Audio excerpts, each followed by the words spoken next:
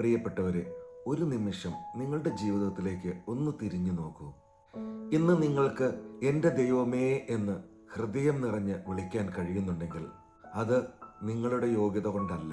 കർത്താവെ, എന്നോട് കരുണ കാണിക്കണമേ എന്ന് കണ്ണീരോടെ പ്രാർത്ഥിക്കാൻ നിങ്ങളുടെ ഹൃദയം ആഗ്രഹിക്കുന്നുണ്ടെങ്കിൽ അതും നിങ്ങളുടെ ശക്തി കൊണ്ടല്ല.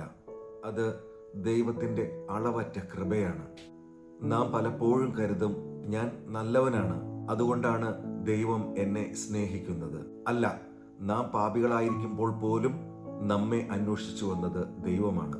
നാം അവങ്കൽ നിന്നും അകന്നു പോയപ്പോഴും എൻ്റെ മകനെ, എൻ്റെ മകളെ, തിരികെ വരൂ എന്ന് ഇന്നും സ്നേഹത്തോടെ വിളിക്കുന്നത് അവിടുന്നാണ്. നമ്മുടെ ഹൃദയത്തിൽ പാപത്തെ പാപമായി തിരിച്ചറിയാനുള്ള ബോധമുണ്ടാകുമ്പോൾ, തെറ്റുകൾ ഓർത്ത് മനസ്സ് തകരുമ്പോൾ, ദൈവമേ ഞാൻ മാറണം എന്ന് ഉള്ളിൽ നിന്ന് ഒരു നിലവിളി ഉയരുമ്പോൾ, അത് നമ്മുടെ കഴിവല്ല, പരിശുദ്ധാത്മാവ് നമ്മുടെ ഹൃദയത്തിൽ പ്രവർത്തിക്കുന്നതിൻ്റെ അടയാളമാണ്.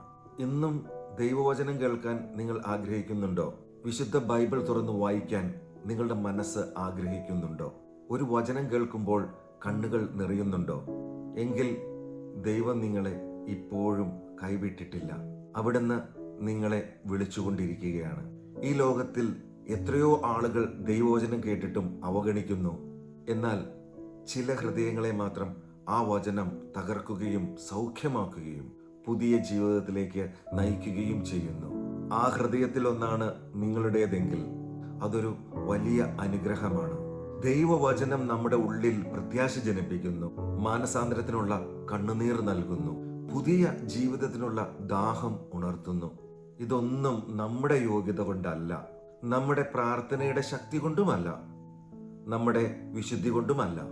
എല്ലാം ദൈവത്തിൻ്റെ അളവറ്റ കൃപയും ഒരിക്കലും തീരാത്ത സ്നേഹവും കൊണ്ടാണ്. അതുകൊണ്ട് ഒരു നിമിഷം കണ്ണുകൾ അടയ്ക്കാം, ഹൃദയം തുറന്ന് അവിടുത്തോട് പറയാം, കർത്താവേ, എന്നെ കൈവിടാതിരുന്നതിന് നന്ദി, എന്നെ വീണ്ടും വീണ്ടും വിളിച്ചതിന് നന്ദി, എൻ്റെ പാപങ്ങൾ ക്ഷമിച്ചതിന് നന്ദി, ഇന്നും എന്നെ സ്നേഹിക്കുന്നതിന് നന്ദി. അങ്ങയുടെ കൃപ ഇല്ലായിരുന്നു എങ്കിൽ ഞാൻ ഇന്നിവിടെ ഉണ്ടാകുമായിരുന്നില്ല. എൻ്റെ ജീവിതം മുഴുവൻ അങ്ങയുടെ കൃപയ്ക്ക് നന്ദി പറഞ്ഞുകൊണ്ട് ജീവിക്കാൻ എന്നെ സഹായിക്കണമേ. ആമീൻ. ദൈവ തിരുനാമം മാത്രം മഹത്വപ്പെടുമാറാകട്ടെ.